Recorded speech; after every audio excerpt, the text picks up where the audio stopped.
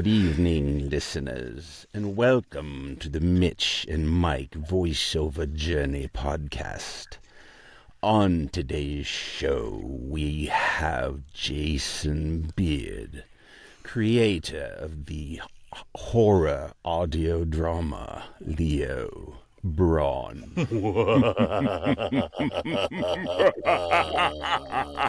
Hey, Jason, what's up? Hey, how you doing? Hey, I need to change my pants real quick. I got Terrifying. Hey, good to have you, Jason. This is the first time we've been able to talk face to face. We've emailed and stuff, but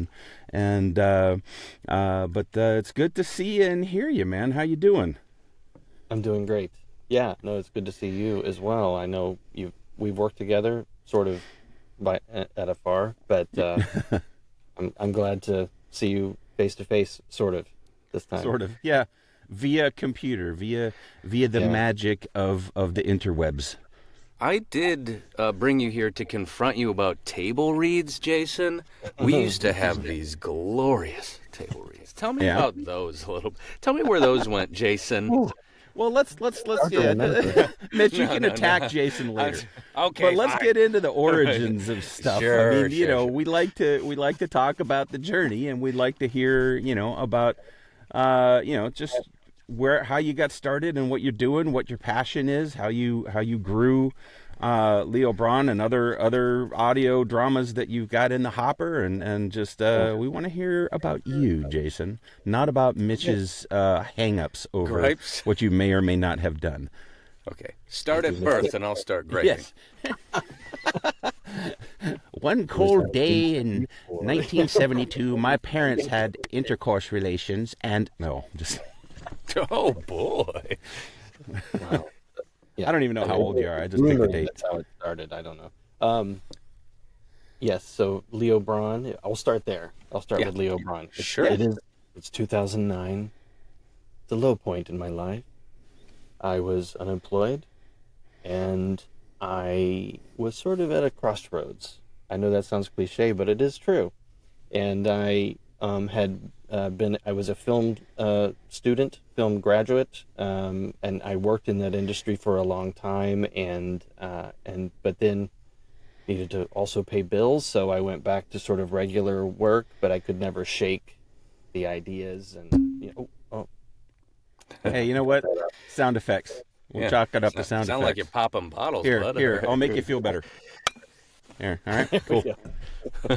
Anyway, so I got inspired actually by the television at the time. There was Breaking Bad, there was Mad Men, there was Walking Dead, there was all the stuff, The Wire. There were all these things that really inspired me.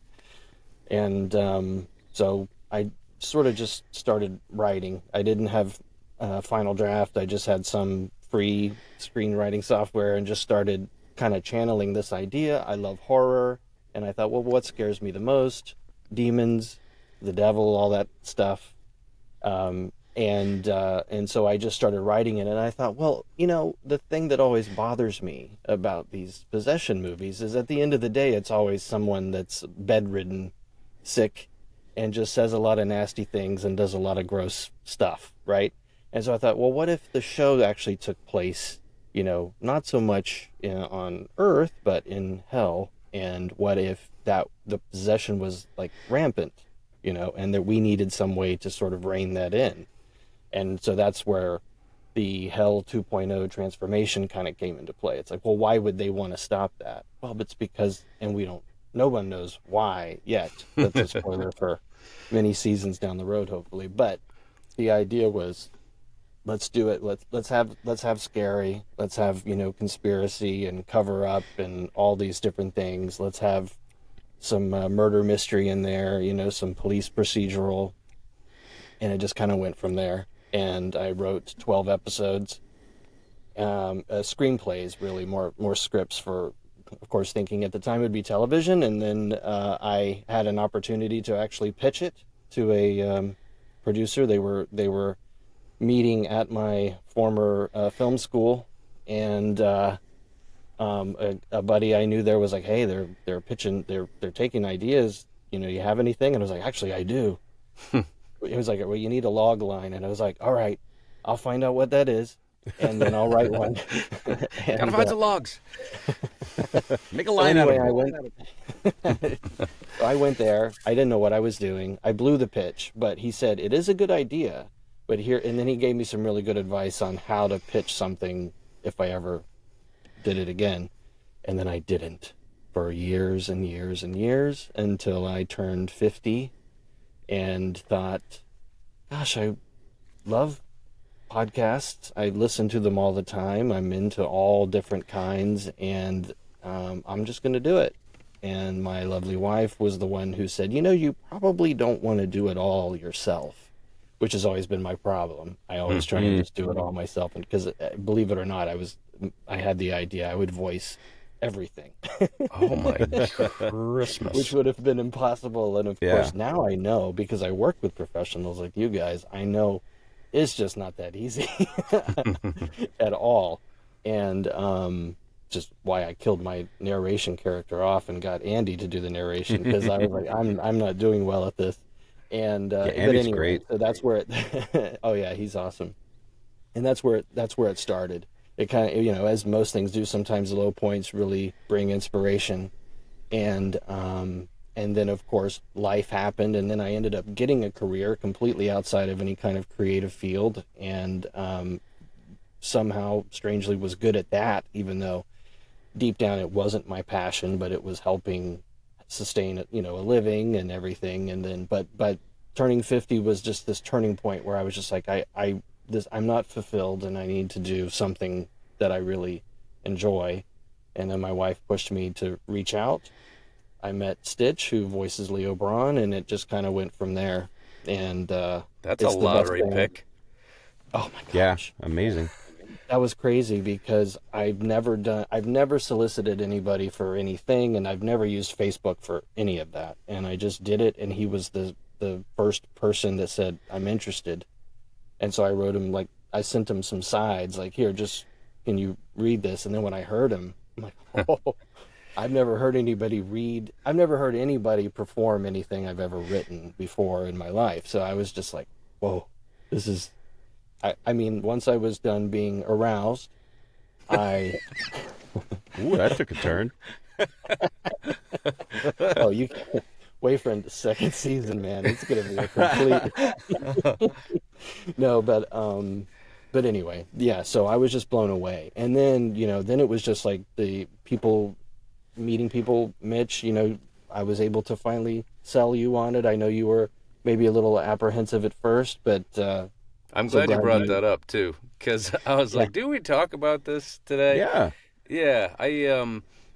I was like, okay, well, I definitely don't know this dude, and I didn't know anybody on the project at the time. Well, first, how did you find Mitch? How did that That's a good question. Come about? Well, I'm not ashamed to admit it. I think I stalked him a little bit online. I was such a stalker. My first one. And it's like, kind of handsome. That's not going to matter for an audio podcast, but that's fine. But I liked what he was doing, and he fit the character that I wanted him to play, the hot priest, and no longer priest. There's a spoiler. Don't spoil. We want everyone to start from the beginning and not right. He's still a priest. He's still. That's okay. He's surprised. And no, but anyway, so I found him, and I just really loved the voice, and I was like, yes, this is what I'm looking for. How do I not sound like a creep or awkward? And but yeah, it worked out. So he had suggested that we do something similar to this, like FaceTime kind of thing, face to face, and that was it. We had a good conversation, and I think you molded over afterwards and decided to do it. And then we had a wonderful table read, which we will be doing again at some point. You heard it, everybody. All right. Yeah, if we can get everybody. Yeah, because you've got you've grabbed some heavy hitters for this thing. Not only Stitch, who is, I mean, let me just say, I've never met the man, never talked to the man, but I listen to the podcast, and he just embodies that, that police investigator, kind of almost like a noir type thing, where the voice just totally and completely, I can't imagine anyone else doing that character. because he just fits it to a T. And then you've got Terry Briscoe, and you got Jim Frank, and you've got Mike Cunningham, and just all these people that are just top notch. And might I say that a couple of them will be coming on the podcast in the near future. Excellent. Yeah, that was just luck, really. I think I connected with Terry, and independently of knowing they had a connection, then I heard from Jim, and they joined. And then and then Eric Carlino, and then Tabitha Mixon, and all these people who just happened to know each other. And but there was, at that point, it was just sort of happenstance. It was just this lucky accident. And that, honestly, that's been the best part of this whole entire process, is just this little family that's formed, and being able to like root them on with the other things they do, as long as they still make time for Leo Brawn, which of course should be the priority. And no, of course. But but yeah, so basically, just overjoyed with it. It's the best. I mean, from a creative standpoint, it's just the best sort of leap. So it does the ideas that you've had back in, what did you say, 2009, and writing these screenplays, and finally seeing it go from page to being performed. You're saying it does just live up to what you had in your mind for this. Oh yeah, it's just I mean, and even it kind of surpasses it, because I come in with my own perspective and ideas and what I think the performance should be, and sometimes I'll give notes, but I've been so happy to just be surprised. Like when Jim took over as Satan, I'd always sort of envisioned that role differently than he does it, but then when he did it, I thought, no, that's it. I don't want to change. I don't want to change that. And so it's been a lot of like these wonderful surprises to hear like their interpretation, and often it may not be exactly like I had envisioned it, but it makes it better in some way. So, well, I'd love to publicly tell you that I love your writing. I'm kind of a fanboy now. Just being a part of it makes it come to life even more, but the visceral stuff, and then you add the production on top of it, and it just adds this extra slimy layer that I bet you're imagining too, where it's just, it all comes together, and hell is so crispy and effed up, and I know where it comes from. For me, horror movies are just like something I watched since I think my eyes opened. Right. But where else do you think that darkness comes from? What makes you look into that and want to bring it out to show everybody? Yeah, it definitely does. Part of it does stem from film and horror films, and being probably sort of introduced to them and indoctrinated into them so early on in my life. And I have wonderful That's parents, why you guys are so messed up. I get it. Yeah, that's it. And my dad, I remember, I think I was 9, and my dad's a huge Alien fan, and his brother had one of the first cable boxes at the time. This is a long time ago. And so we all see went Mitch over a there to cable watch box. Whenever we have something older, because I'm 54, whenever we have someone older on, it's like a running joke. We have to teach Mitch what. Back in my day. Anyway, continue with the cable box. It's not that. I'm not that young, but okay. Literally like a few dials, there's HBO, and Alien came on, and I was so petrified by it. It was so, Ridley Scott, he's obviously amazing filmmaker. But the visuals, and it just felt so real, and so that was definitely one part of it. But I think also, I've just always been sort of invigorated by it. Not that bad things happen, but the idea that, well, maybe there is something that the unknown, there's something out there that, you can't quite explain. I've had family members who have had certain experiences happen that just send chills down your spine. So I wanted to try, and even though it scares me, it's also sort of exciting. And so I wanted to tap into that. I've always been drawn to that. And when I do write things, for whatever reason, they always seem to lean that way. You know, I'm not writing meet cutes for romantic comedies or anything like that. You know, they're darker, or it is scarier. But then what I like to try and do is also provide some humanity, humor. You know, that these aren't, you know, like Leo Brawn, he's not just one note. He's not, Right. hey, I'm just this guy.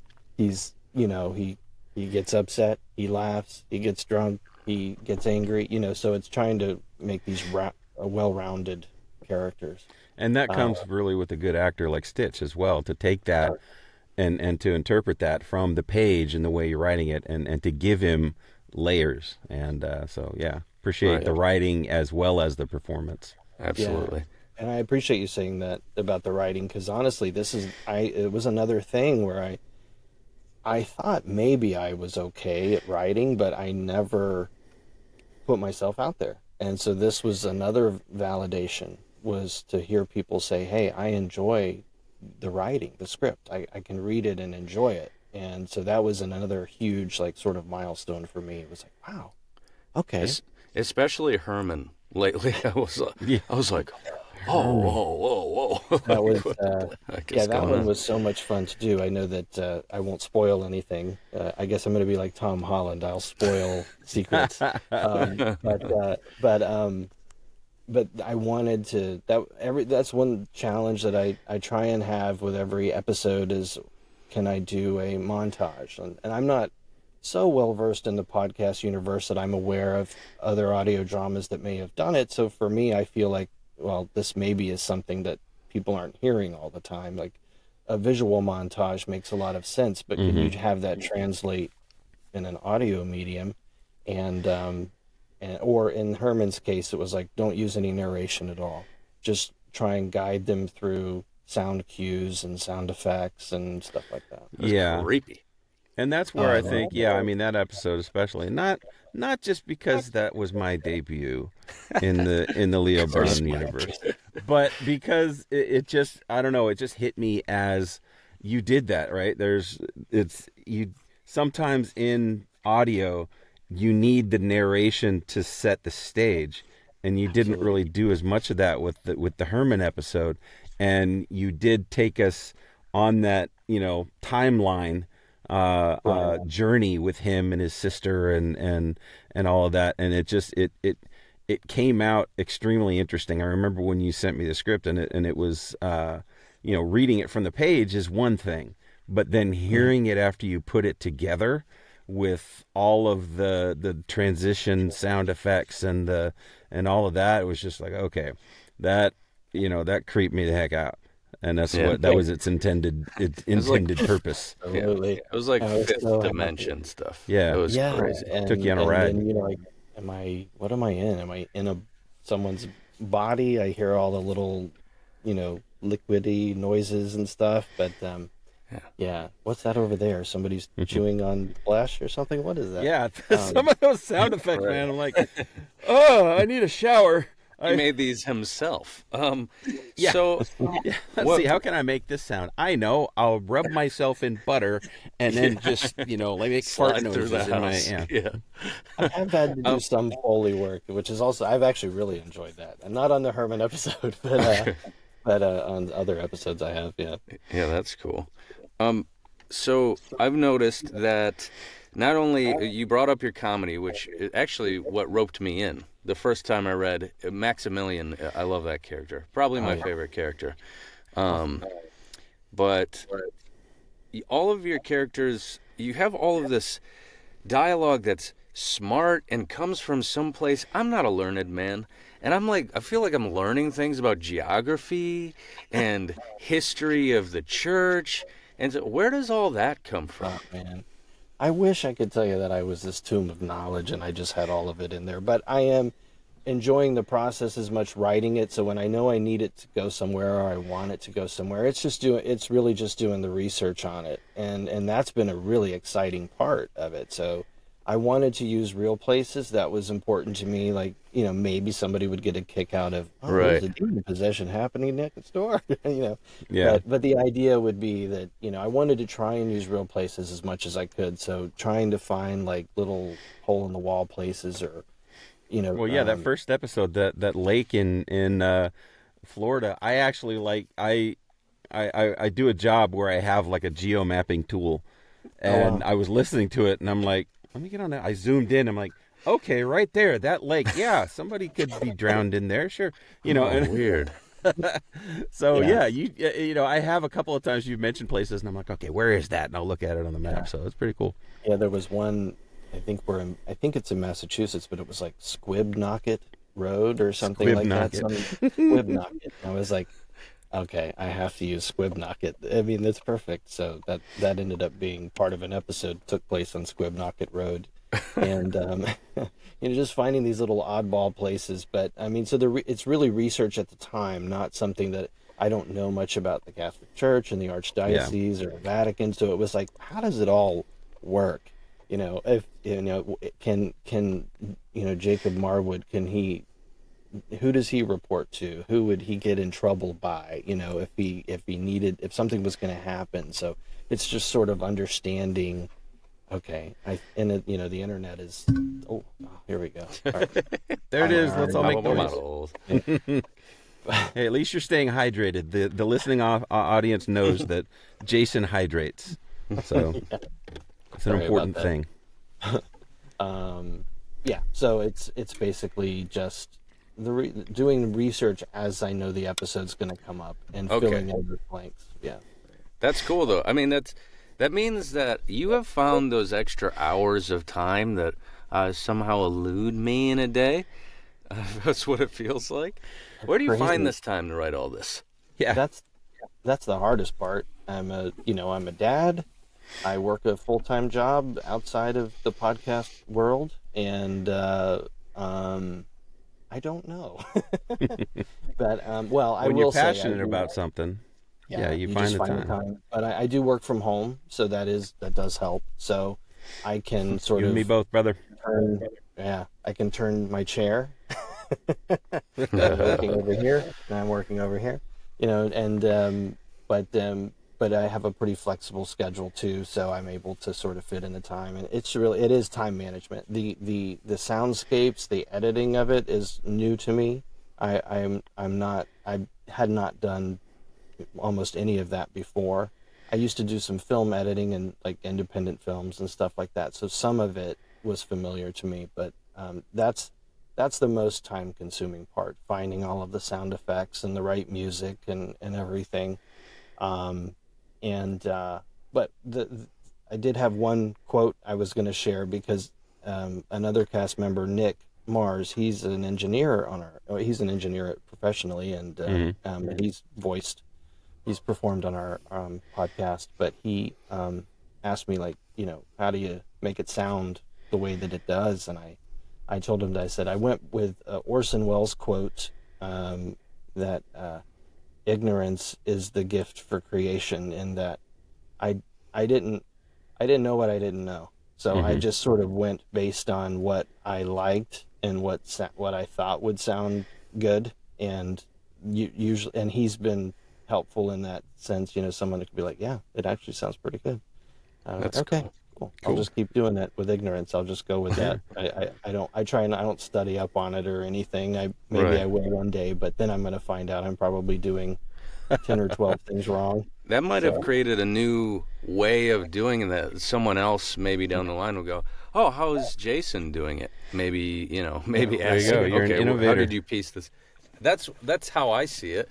If you don't know how to do something and you just blast it out of the water and it's still good, then you're either doing it how they did on accident or you're doing something different. That's pretty cool. Yeah. That's pretty sweet. So you've got some other projects in the works as well. I don't know. I mean, I know at least one of them is public because I've seen the face posts about it. I don't know if you want to talk about other things, or if we want to just stick to Leo Brawn, that's going to be up to you, our fine guest. Oh yeah, no, I'm happy to talk about all of it. Yes, so in Leo Brawn, there are these characters, Maury Stillman and Willie Topaz, and it was really Terry and Jim that had the initial idea, and I was resistant at first, only because I didn't know if I would be able to figure out how to do it, and it was a complete departure when I started thinking of the ideas. Jim had said, like, yeah, it's gonna be the 80s, lots of cocaine, craziness, and all that stuff. And I thought, okay, I've never written anything like that before. And then I started to get really excited about it. So it's going to be a completely different type of show. It won't be really horror at all, but it will be, if you imagine, like, in the height and glory of the 80s action TV world, it's going to be very similar to that. It'll have that kind of rhythm and energy. Gonna have It'll be more episodic. Some real peppy theme song or something. Yeah, exactly. Yeah, exactly. So Magnum cool. PI inspired for sure, and so that kind of feeling to it. It'll be more episodic, so it won't always have a thread through each episode. But there are some arcs that we'll be making in it. But anyway, so I'm really excited about that, and so we do have sort of the core cast for that. But obviously, I always want anyone involved with Leo, if they are interested in being a part of Willie Topaz and Stillman, please. Yeah. Yes, absolutely. Funny you should say. No, only if you can use this.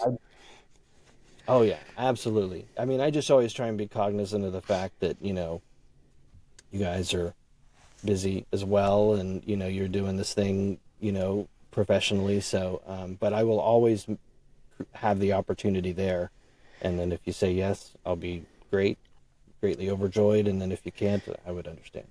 But yeah, so Topaz and Stillman will be coming out. The plan right now is to have it early next year. January is what we're shooting for, at least getting the pilot launched, and then even before that, we're probably going to do. Hopefully by the end of this year, we'll have at least started the Devil's Den, which is going to be sort of a recap show, more of an interview style show where we're going to review and recap each episode of Leo Brawn, and we'll start that going backwards for season 1, and then we'll keep that going for season 2. Season 2 hopefully will begin probably March of next year. Oh wow! And then there's another one coming out. This is just kind of a spur of the moment thing that happened, but it's like all ideas. I don't know if this happens to you, but they just kind of come from somewhere. I don't know how else to explain it. Yeah, that's different between you and I. They come from somewhere, and then I flush them down the toilet. And go, I can't wait for a new one. That's where he thinks of his ideas. Is in the crapper while doing generally when I'm asleep, I think. But yeah, no. But yeah, you seem to get them on the page. But continue. Sorry. Oh no. I mean, I do a lot on the toilet as well. But yeah. So then another idea came in. So there are some cast members that are aware of it. It's called The Interior, and it will be a 1940s paranormal investigation series. And I don't know. Again, I don't know where that one came from necessarily, but instead of demons and things like that, it'll be dealing with ghosts and the paranormal.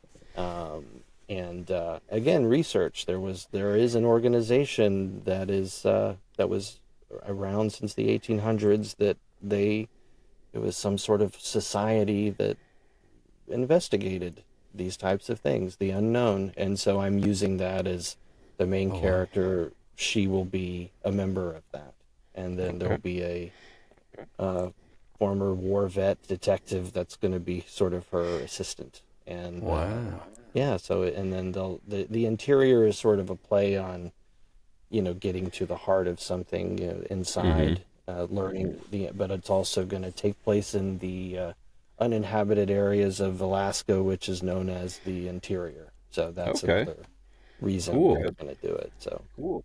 I'm so pumped. Yeah. Oh yeah, I'm excited. Again, that'll come out for everyone. That's sort of I don't know if you love The Thing, John Carpenter's The Thing, the horror movie from the 80s. Mm-hmm. Mm-hmm. I saw it once. Yeah, okay. I saw it once. That's okay. I was young and I was scared, 15, pantsless. Terrified. Yeah. And Kurt Russell's hair and beard, I wanted it. I could maybe do the beard now, not the hair. Oh, yeah. That's the look. If I could do that look, that's just the flowing. But yeah, I will say, I mean, the feathery hair of the '80s is a lost style that I think needs to come back. Mitch, now we got all these guys in their man buns. It's like you know. What are you mad about the man bun? That's a very... Dude, I hate man buns. I mean, let's get on a tangent here. If my daughter's ever dated a guy with a man bun, I would sneak into his room and cut it off when he was sleeping. Vikings have man buns, okay? Vikings on TV have man buns. They had to put it up somehow. I don't think that they have unearthed any kind of historical documents that talked about Vikings having man buns. Well, they didn't unearth anything about Kurt Russell's long flowing hair either, did they? They didn't need to. It's on film. But anyway, I digress. Hey, we have a guest. Hey, Jason. Sorry, we got our Jason. Yeah. So we're truly sorry about that. Could I have worn a hat? I was wondering if maybe I should have worn a hat today. You don't have to hide whatever disaster is going on. I don't have as much hair as Mitch does, but as soon as I put a hat on for the day, it's on for the day, because otherwise you get this mess. Oh yeah.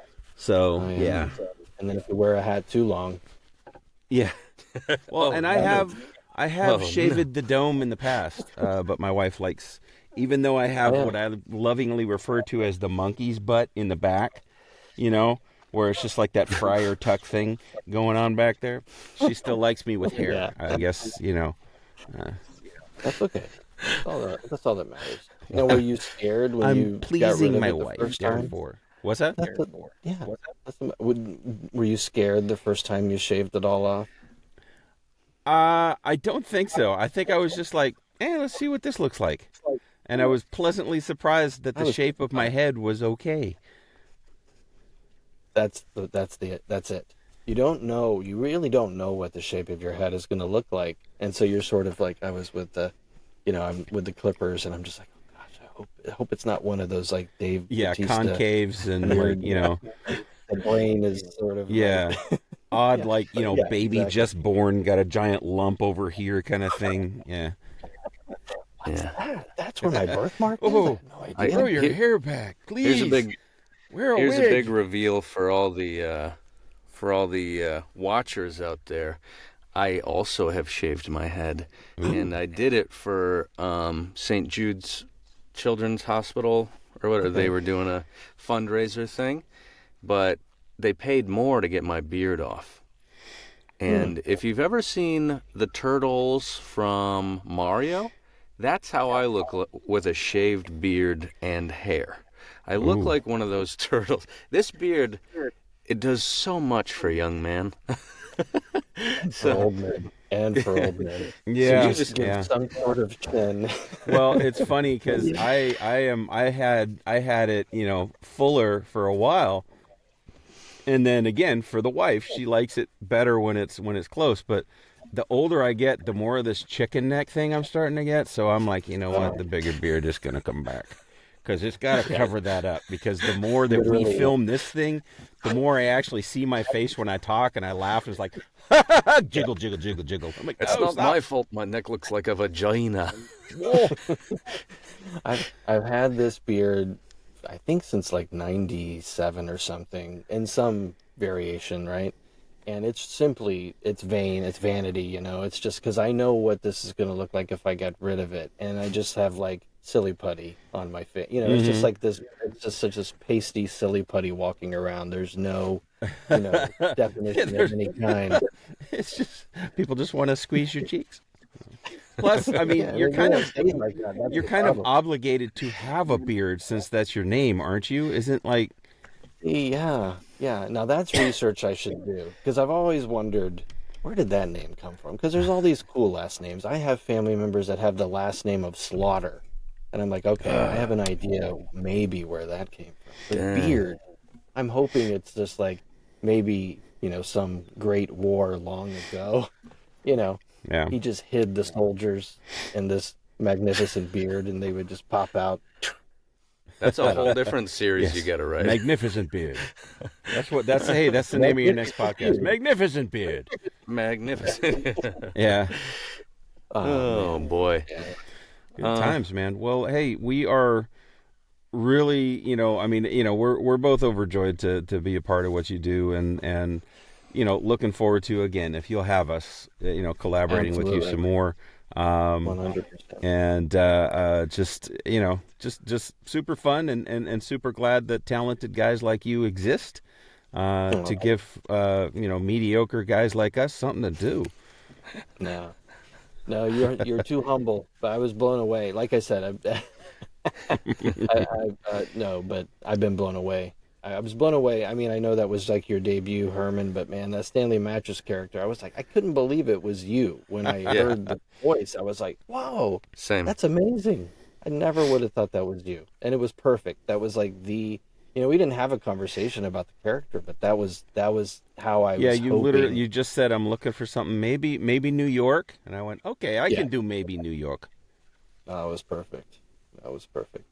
Perfect. I have a question for you guys. Sorry, I know we're wrapping up, but what is it? What's something you would want to do as a character? What's something you would like to perform? Oh gosh, I know Mitch. I mean, you've known Mitch longer than me, where he loves the quirk. Not to speak Are you for answering him. for me, Mike? Well, that's the thing is, I've known you long enough to know the types of things you do. I mean, obviously, give your own answer, but I could see Mitch doing something Herman-like. I could see Mitch being maybe the next serial killer in season 2 or something, just because I know he can come up with something really drastic and strange. What about Mike? Me, I'm a character guy. It's like I like the funny things, and for me it's like, I can come up with the super goofy voices much easier for like the the characters. That's why I was glad you said New York, because like I can create a character with an accent easier than I can create just a variation of me. And we've talked about that. Mitch and I have talked about this before. I'm still in that learning to trust my own voice kind of thing. And so I love anything that I can be like, okay, this is something that's not normal. I can sink my teeth into. Gotcha. But I also love things that, again, that I can, really stretch with, that really take me challenge me. Yeah. So that kind of thing is fun. Okay. You're darn near right, Mike. I mean, you're on the right path. I did get a creepy character for Herman. When you gave that one to me, I'm like, thank you.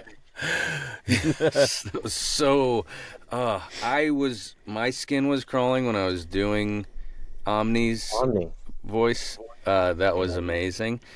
But if there was something else, it would probably be something comedic, or something absolutely brutally effed up, like just really as creepy. Well, I don't know if I could be as creepy as Herman, but it may be in a different sense, a more demented sense or something like that. But the good news is, where the show mostly takes place, there's a lot of opportunities for that, and there's so many. And I am asking selfishly because there's some stuff coming up in season 2, so I'm kind of getting some feelers for what you guys may be up for. Now Mitch, you're already playing, I don't know how many characters now on the show. 4. Well, I think I've done 5 or something like that, but some of them were one-offs. The Right. challenges.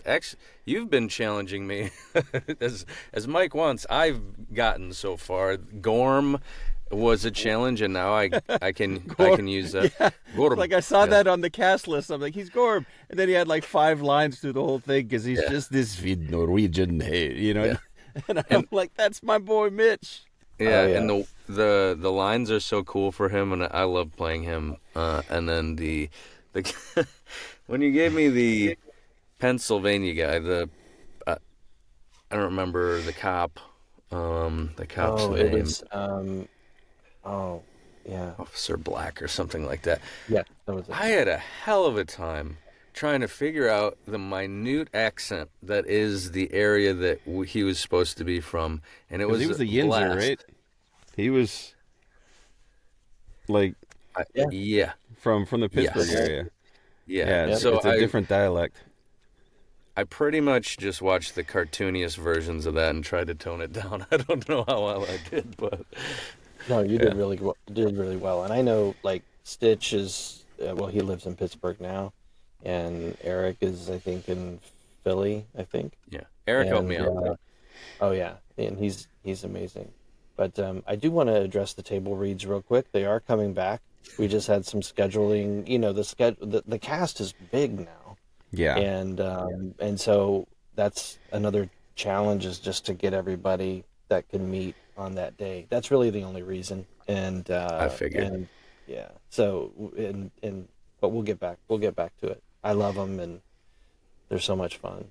I do have a question about that. Sorry to keep going, but No, on please. the table read, typically we'll just do the read through. But would you, since it's a long distance kind of thing, would you like notes during On the table table reads? read? Yeah.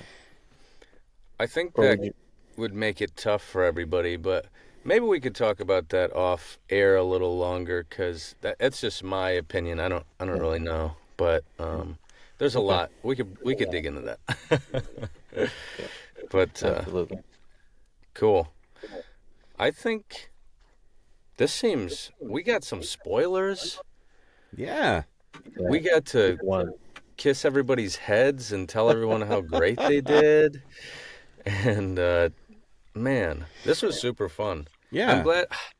I'm glad to learn about you, Jason. You're an anomaly. Yeah, I mean, it's great to talk to a creative, right? I mean, we're on the other side of things, reading the words that other people write. And so to have you in here, most of the people, I mean, this is a fledgling podcast, right? I think this right here is like episode 23. Most of the people we've talked to, I mean, really for a while, it was just me and Mitch just talking about crap. Hey, what are you doing today? But as Literal we shit. started to have more guests, most of them have been, just other voiceover actors. So it's neat to have kind of a different, a different take on things, a different side of what we do. To have you talk as a creative about what you're looking for and the things that inspire you and your process of coming up with these scripts. It's been neat. I really enjoyed it. So, and hopefully Like I said, hopefully the listeners have too, and hopefully they will check out Leo Brawn. That's LeoBraun on your favorite streaming network. AWN. Did I get that wrong? See, I did that before. I typed it to somebody, and then I look back because I'm like, I want to get this right, and then I look back and I'm like, crap, I got it wrong. BROWN. Yeah, BROOIIAAIOUN. I'll help you. It's leonbrown.gov. Bad Leon Brown. Baddest man in the whole downtown. edu. Yeah. It's funny because when I first published it, I was looking for it in like a Leo Brown or something kept coming up, but I'm like, oh, gosh, I wish I would have looked into this before I named the show. Yeah. But Well, I will say when I searched for it on Spotify, it was the first thing that came up when I searched for Leo Brawn, BRAWN. Mike, you dummy. and then coming up next year, it's the new one is called I can't remember which name comes first. I keep thinking Briscoe and Frank because that's who's playing him, but that's not. Yeah, What is that's it not called? the characters. It's Topaz and Stillman. Topaz and Stillman. Adventure. Yeah. Awesome. Yeah. The interior sometime next year, and then Mitch, we've talked about something. You don't know if you remember. I remember. It's been boiling in there, buddy. I just letting you release it. There's also something else. Yeah. Something Even more secret, you guys. That maybe we'll have to have Jason on in the future to talk about specifically with Mitch, and have me sit back and go, ooh, oh, More tell me arousal. more, gentlemen. I feel like this is the after the credits part where people are like, "Oh shit." Well, Did he this just is say something basically else? where we realize, okay, the podcast is breaking down. It's time to say goodbye. It kind of happens a lot, but this is we like to screw around, and hopefully other people like to listen to us screw around. Edit it and get a tight No, we don't 30 edit. in No, there. we don't. Nope. No, we don't do It's- post production. I respect that. Yeah. I respect that. All right. Well, hey, Jason, it's been a blast having you on, and look forward again to listening to all the podcasts, all the audio dramas, and it's great to be involved with you, brother. Same here, man. Thank you both. I really appreciate being on. Thanks for having me. You bet. All Bye, right. y'all. Bye. Bye.